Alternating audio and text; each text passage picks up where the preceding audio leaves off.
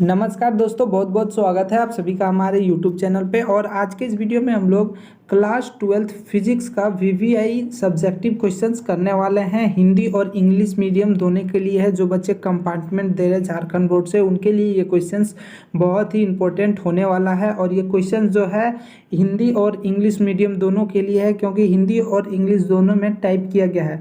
तो चलिए फटाफट क्वेश्चन नंबर 1 से स्टार्ट करते हैं। उससे पहले जो बच्चे अभी तक PDF नहीं लिए हैं, 200 objective questions plus 50 subjective questions का एक PDF है। PDF लेने के लिए आप इस पे हमें व्हाट्सअप करें। उसके बाद PDF का 49 रुपये रेट रखा गया है। 49 रुपये आपको पेड करना, उसके बाद आपको PDF सेंड कर दिया जाएगा। तो चलिए फटाफट क्वेश्चन नंबर 1 से स्टार्ट करते हैं। An electrified road attract pieces of paper after a wheels these pieces fly away why. यानी कि एक रोड है, ठीक है, जो कि आवेशित है, चार्ज है उस पर, ठीक है। उसके बाद पेपर का जो पीस है, पेपर का जो टुकड़ा है, उसे वो क्या करता है, अपनी ओर सटाता है, यानी अट्रैक्ट करता है, ठीक है। तो फिर कुछ देर के बाद इसे क्या करता है, रिपल्सन कर देता है, यानी फिर दोनों अलग हो जाते हैं। तो ऐसा क्यों होता है, ये हमें क्वेश्चंस में पूछ रहा है। बाल जब हम लोग झाड़ते हैं उसके बाद कंघी में पेपर सटता है, तो कुछ इसी टाइप का क्वेश्चन है। When a electrified rod is brought closed to the pieces of paper, यानी कि इलेक्ट्रीफाइड रॉड के कारण वो क्या होता है कि पीसेस ऑफ पेपर उसमें, देखिए, by induction and opposite charge, यानी कि अपोजिट चार्ज के कारण appear on the pieces of paper due to which these pieces of paper are attracted towards the rod. यानी कि दोनों पे अपोजिट चार्ज होने के कारण क्या होता है कि दोनों एक दूसरे से सटता है, ठीक है। उसके बाद आगे बोलता है, but when these pieces of paper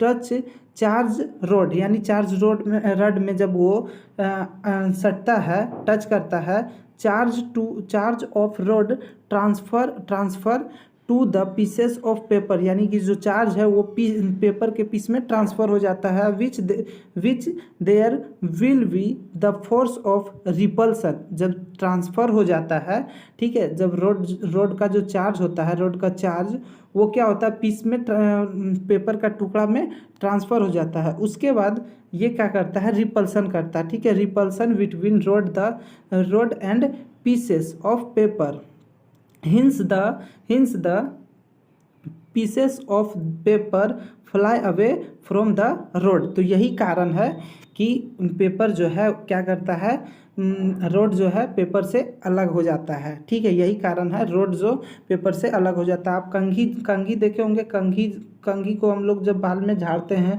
उसके बाद फिर पेपर में सटाते हैं तो सट जाता है, फिर 1-2 बार सटता है, उसके बाद नहीं सटता है।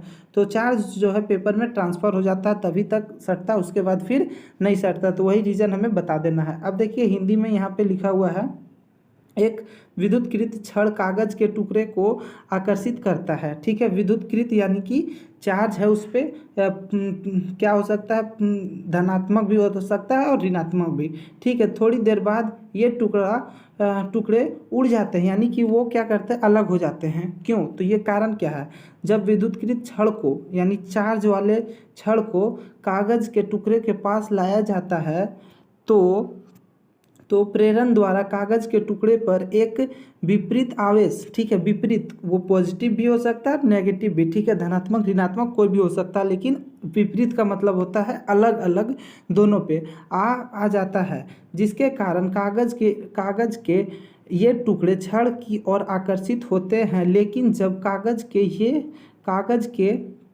ये टुकड़े आवेशित छड़ को छूते हैं तो छड़ का आवेश कागज के टुकड़े में स्थानांतरित हो जाता है, जिसके कारण छड़ और कागज के टुकड़े के बीच प्रतिकर्षण बल होता है, ठीक है। प्रतिकर्षण बल होता है, इसलिए कागज के टुकड़े छड़ से दूर उड़ जाता है। ठीक है। तो इस टाइप के क्वेश्चंस आपसे पूछे जा सकते हैं। क्वेश्चन सेम नहीं रहते हैं एग्जाम में, आप लोग ध्यान रखिएगा, क्वेश्चन सेम नहीं रहते हैं, लेकिन इस टाइप के क्वेश्चंस ही पूछे जाते हैं। ठीक है, छड़ के बाद हो सकता है कि कंघी का बात कर दिया जाए, तो इस टाइप के क्वेश्चंस आपको देखने के लिए मिलेंगे। और जो लोग पीडीएफ नहीं खरीदें, फटाक से आप लोग पीडीएफ ले लीजिए। 200 हिंदी और इंग्लिश दोनों में रहेगा क्वेश्चन, 200 ऑब्जेक्टिव और 50 सब्जेक्टिव क्वेश्चंस रहेगा, और 49 रुपये बस पीडीएफ का रेट है। अब चलिए दूसरा क्वेश्चन करते हैं। 2 नंबर प्रश्न है, why do the electric field line not from close loop, यानी कि इलेक्ट्रिक फील्ड लाइन जो है वो क्लोज लूप क्यों नहीं बनाता है। तो आपको हम एक एग्जांपल के जरिए समझाते हैं। जैसे कि मैग्नेटिक फील्ड लाइन जो होता है वो क्लोज लूप बनाता है। तो मैग्नेटिक फील्ड लाइन जो होता है वो एक यहाँ साउथ होता है और एक यहाँ नॉर्थ होता है। तो मैग्नेटिक फील्ड लाइन जो होता है यहाँ से निकलता है और साउथ से नॉर्थ पोल की ओर जाता है। तो आप यहाँ पे देख सकते हैं, इसे ही बोलते हैं क्लोज लूप। ठीक है, ये है एक क्लोज लूप यानी कि बंद लूप। ठीक है, और साउथ पोल जो होता है वो नेगेटिव पोल की तरफ, साउथ से नॉर्थ पोल की तरफ आता है। तो इस तरह से एक क्लोज लूप बनाता है और इसे बोलते हैं मैग्नेटिक फील्ड लाइन। ठीक है, जो कि हमें दिखता नहीं है। ठीक है, इसी तरह का इलेक्ट्रिक फील्ड लाइन भी होता है जो कि क्लोज लूप नहीं बनाता है। आप लोग याद रखिएगा, ऑब्जेक्टिव क्वेश्चंस भी इस पे बन सकता है। और मैग्नेटिक फील्ड लाइन जो होता है वो क्लोज लूप बनाता है। ठीक, तो देखिए electric field line do not from closed loop because the direction of an electric field is from positive to negative charge. यानी इलेक्ट्रिक फील्ड लाइन जो होता है वो क्या होता है, पॉजिटिव से नेगेटिव की ओर जाता है। ठीक है, पॉजिटिव चार्ज से नेगेटिव चार्ज की ओर जाता है। ठीक है, तो ये सीधा जाता है या फिर इधर रहेगा तो ये इधर जाएगा। तो ये इसीलिए क्लोज लूप यानी कि बंद लूप नहीं बनाता है। ठीक है, क्यों नहीं बनाता, क्योंकि वो नेगेटिव से, हमें बोल देना है कि पॉजिटिव से नेगेटिव की ओर जाता है। So one can regard a line of force starting from a positive charge and ending, यानी कि पॉजिटिव चार्ज से स्टार्ट होता है and ending on the negative charge, यानी कि पॉजिटिव से स्टार्ट हुआ और वो कहाँ जाके रुकता है, नेगेटिव चार्ज के पास। ठीक है, तो ये क्लोज लूप कैसे बना सकता है, दिस इंडिकेट इसी कारण that's electric field line do not from close loop. ठीक है, तो ये हो गया इंग्लिश वालों के लिए। इस तरह का क्वेश्चन आएगा, आप लोग फटाक से इस तरह को लिख दीजिएगा आंसर। ठीक है, उसके बाद हिंदी वाले, विद्युत क्षेत्र रेखाएं बंद लूप क्यों नहीं बनाती है। तो विद्युत क्षेत्र रेखाएं बंद लूप नहीं बनाती है क्योंकि विद्युत क्षेत्र की दिशाएं धनात्मक से ऋणात्मक आवेश की ओर होती है, यानी कि धनात्मक से ऋणात्मक की ओर जाती है, जिसके कारण क्लोज लूप नहीं बना पाता। ठीक है, तो विद्युत क्षेत्र की रेखाओं को धनात्मक आवेश से शुरू होने वाली और ऋणात्मक आवेश पर समाप्त होने वाली मान सकता है। यानी कि ये जो रेखा है क्या मान सकते हैं, धनात्मक से शुरू होता है और ऋणात्मक तक जाता है। तो यह इंगित करता है, यानी कि यह बताता है, ये जो प्रक्रिया है ये बताता है कि विद्युत क्षेत्र रेखाएं बंद लूप नहीं बनाती है। तो इस तरह से आपको आंसर लिख देना है। ठीक है, चलिए अब अगला प्रश्न 3 नंबर करते हैं।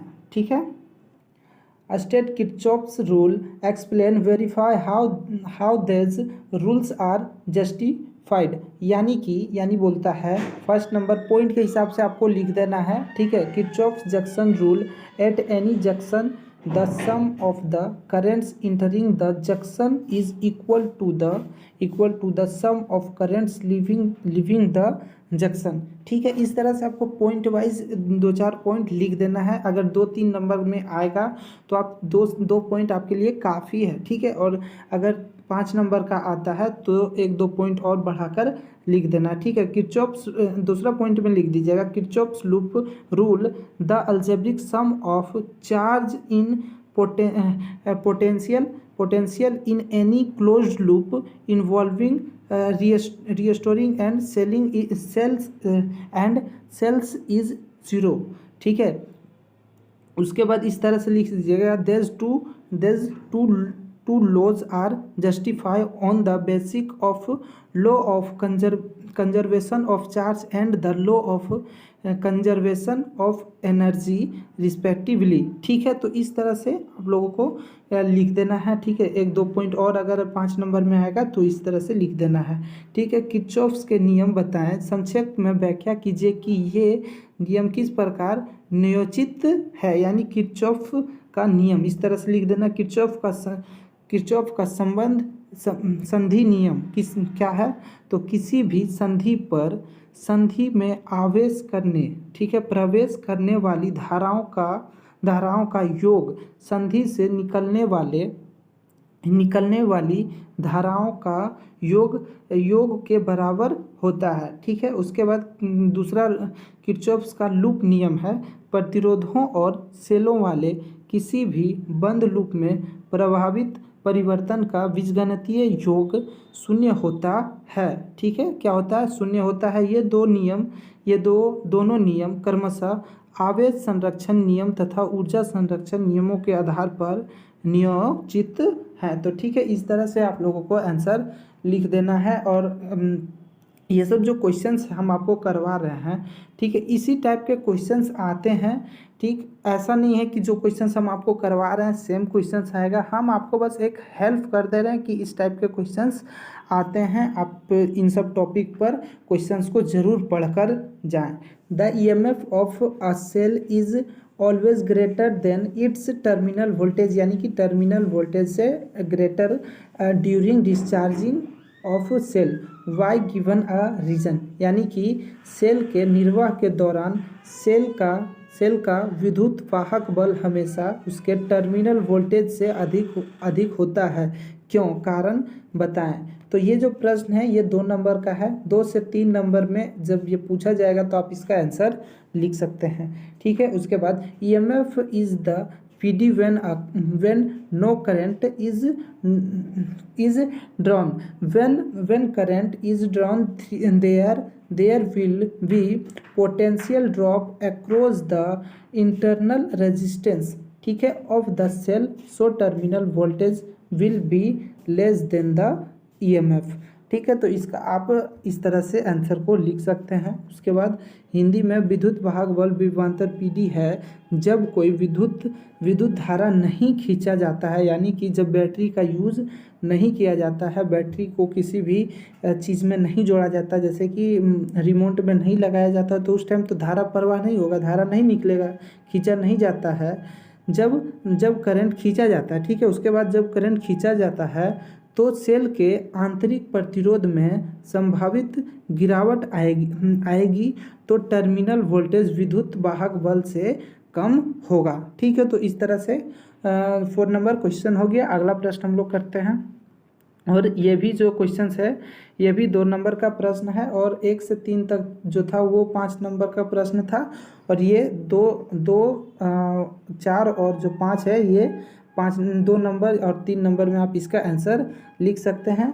ठीक, 5वां प्रश्न है, explain why there is increases in रिस्पेक्टिबिलिटी of a metal with increases of temperature, यानी कि मेटल का टेम्परेचर बढ़ने पर उसका प्रतिरोध क्यों बढ़ता है।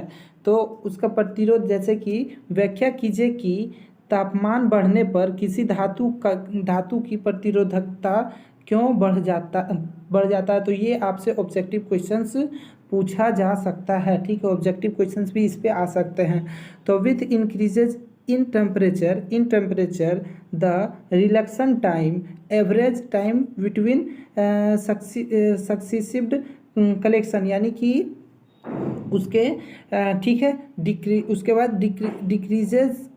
डिक्रीजेज एंड हिंस रिस्पेक्टिबिलिटी इंक्रीजेज एल्सो। तो P बराबर जो होता है, ठीक है, P बराबर ये होता है, और उसके बाद जो है बोलता है कि रिस्पेक्टिबिलिटी increases as relaxation time decreases with increases in temperature. तो धातु का, मेटल का टेम्परेचर बढ़ने पर उसका जो प्रतिरोध है वो भी बढ़ता है। ठीक है, तो जैसे कि यहाँ पे देख सकते हैं तापमान में वृद्धि के साथ विश्रांति काल, ठीक है, उस विश्रांति काल होता है, यानी कि क्रमिक टक्करों के बीच औसत समय जो होता है वो कम हो जाता है, ठीक है। और इसीलिए प्रतिरोधकता जो होती है बढ़ जाती है, भी प्रतिरोधकता बढ़ती है क्योंकि तापमान में वृद्धि साथ विश्रांति काल घटती है, ठीक है। तो इस तरह से आप लोग आंसर को कर पाइएगा, ठीक है। आप लोग जो भी VVI जो PDF बनाया है 200 ऑब्जेक्टिव क्वेश्चंस और 50 + 50 सब्जेक्टिव का, तो वो लोग नहीं लिए हैं तो आप लोग ले लीजिए, इससे आपका बहुत ज़्यादा हेल्प होगा। और इसी तरह का वीडियो हम आपके लिए लाते रहेंगे। आप हमारे चैनल को सब्सक्राइब करें, वीडियो को लाइक करें और वीडियो को अपने दोस्तों में ज़रूर से ज़रूर शेयर करें।